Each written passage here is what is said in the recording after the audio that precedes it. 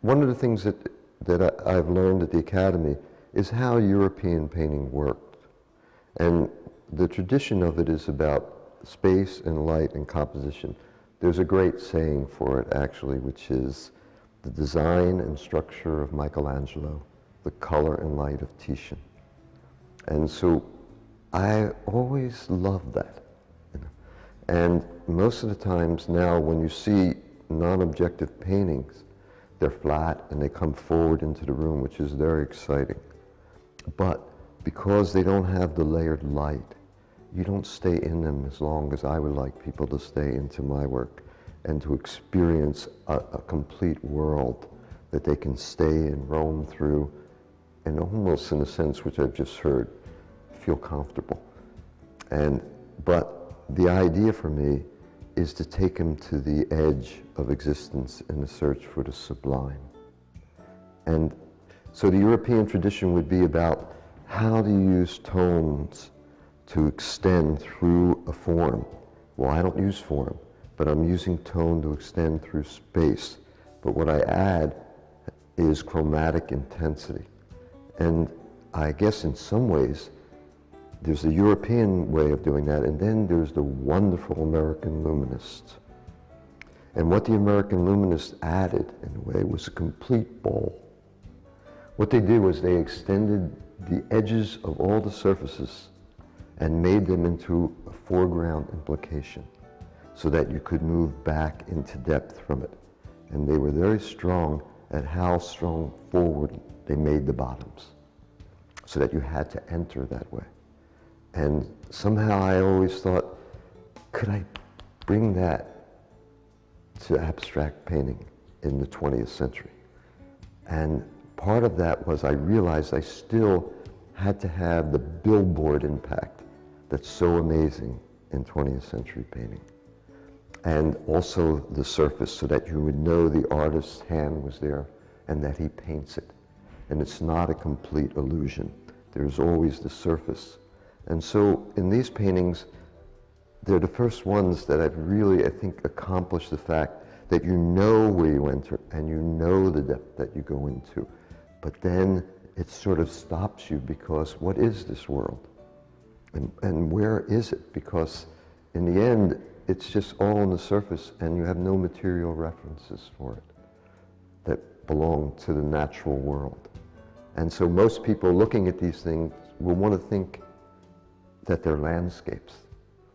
Well, they're about nature in a way, but it's a nature that maybe is more real as a painter than nature, because it's my nature and it's myself. And I'm trying to make you feel that you're entering my world and it's one you've never experienced before. And I think that's a way of extending my humanity to your humanity. And it's a challenge to do that without feeling self-conscious about it. And the self-consciousness comes almost like when you make the structure. And that's the hard part, because say with Jackson Pollock, there is no design really. And so the space is very ambiguous. It's there, but it isn't a defined world. It's just this world that exists from in and out of the surface. I committed myself more to the tradition of the way space works and light. And I love layering it. And I love the challenge of making it work with color and without color, the transparencies, the opaques, so that when you really get up to them, it's all on the surface, even though there's the magical world, I hope, that takes you to the beginning or maybe the end, or near it.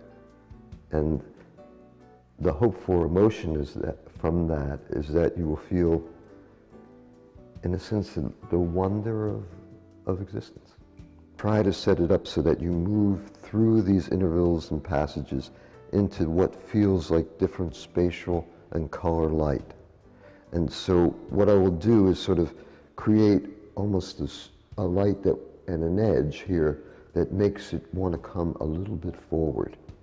And once I set that up, then I can start to put things behind that in chromatic order and in scale, so that by blending that bottom without any interference, it becomes almost a world that you can accept.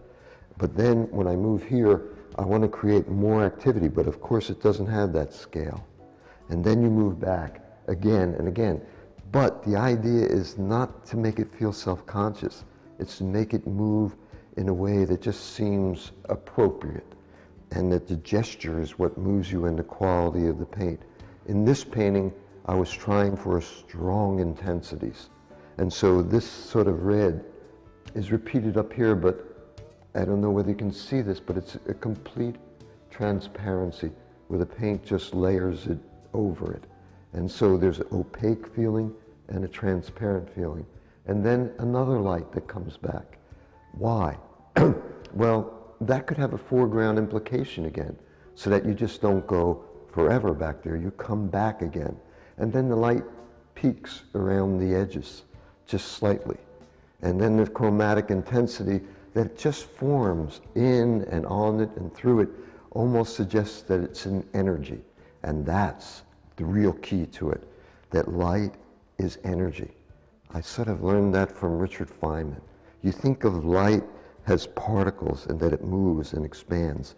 In the European tradition, light was a reflected light that worked on form and through shadow.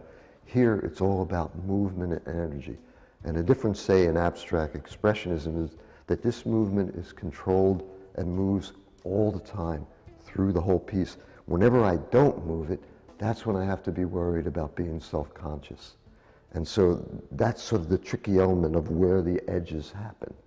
And it's between making it seamless in these passages and then making it a little stiffer, so that what happens is you always have a way of being in it and back on the surface.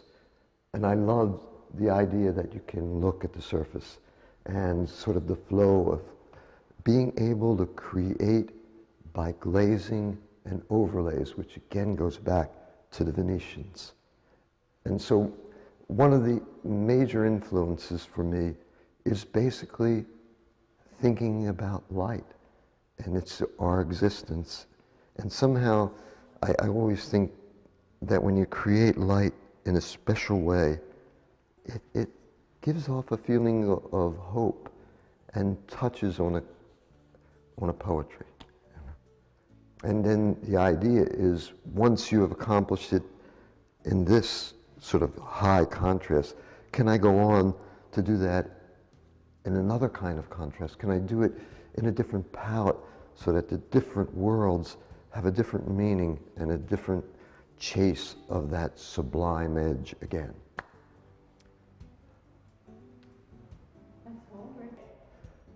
In doing these worlds that I'm trying to create, some I think are more about a pure uplifting and lovely scenario to them. And then some of them I want to think about a little deeper and darker edge to them. And so in this painting, I was thinking of almost separating a little bit. And this world is maybe a darker, and I wouldn't say threatening, but what happens beyond life, in a way, in the sense that you do want to go there, but you're not sure. And the idea then was to lift you out into a place where, again, it is full of life.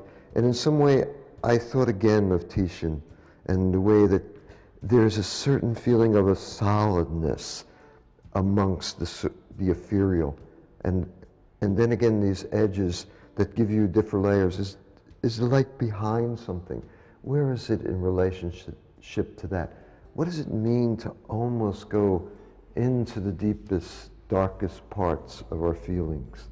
And the idea then is to make it into one world again and put these horizons in that I don't think of as horizons. I think of them as a way of passage into another world. And it's plane to plane to plane, things under and over. And it's the idea that maybe within us all, there's always hope, but we're always near the edge of it. and the end of it, maybe. Very strange for me. It sort of came from nowhere in some ways. I had just been to Provence, and I think, as you can see, I'm kind of influenced by where I am, but it doesn't come out directly. It usually comes out afterwards. And so I was thinking about the light of Provence, and a lot of times I will try and do that, like thinking of the spiritual feeling that I have within me, that place has given me into my nature, and try to sort of reinvent it again. And so I just sort of let it really flow, and it came really easy, and it doesn't have some of the things that I have done in the other ones, but I sort of liked its sort of quick spirituality and its absolute flow, and it seemed to me really expressionistic, and it's in all my work, that movement, but this one seemed to be purer in some way, and I sort of did it and stopped, you know. In Venice, off the beaten track, is a painting that I saw that stunned me. It was the disciples and Mary and the child behind a green shelf, and the whole top was black, and the black drew through the figures, and that was the drawn line, and it was warm figures on one side and cool figures on the other side. And in some ways I felt it was one of the most religious paintings I had ever seen. And I thought, who did that? And I was stunned, because when I went up to see it, it was by Giovanni Bellini. And I realized it was a real early Giovanni Bellini, when he was still involved with the Byzantine, before he discovered the beginnings of what we call Venetian painting, of real space and light. And so I thought I would love to chase that painting, but I didn't have the courage to make it all black, because I need movement through it, and I didn't want to stop anything. And so it was the idea, could I bend the light and put it behind the green, again behind this forward movement, so that you would have to still go back to discover that spiritual light that made this painting very sort of transparent. I knew when I went into the bigger painting that I would want it to be more intense and more solid in the room again, with that billboard impact. And it was just really exciting. And in some ways it validated the Tintoretto, the Titian that I had done in the other painting. And that was so exciting for me to be able to then have two of them. And then I knew I was on this world, chasing this world, and it was right for me. And that was very exciting to know that, and for me to feel I had accomplished that. It seems to me you're taking a lot of the early Christian mythology and making the pure abstraction. Do you think about those things? Well, I always say it's very strange for a Jewish guy how many churches I've been in. And whenever I go into the Church of the Friars, I go in down on my knees, basically, to worship the painting of the Assumption. But I'm never worshiping the symbols. I'm worshiping Tiziano and his great skill to uplift you even if you don't know what it's about. You know? And that's what I felt allows me now to make my own world and hopefully chase the maestro. This was the first one that became what I considered a full painting. And the idea then was to really go for that impact, where the study is a lot more subtle. And it was a real challenge for me to put those bright, powerful primary colors, the blue, the yellow, and the red, and still give that feeling of transition, that you could move through it.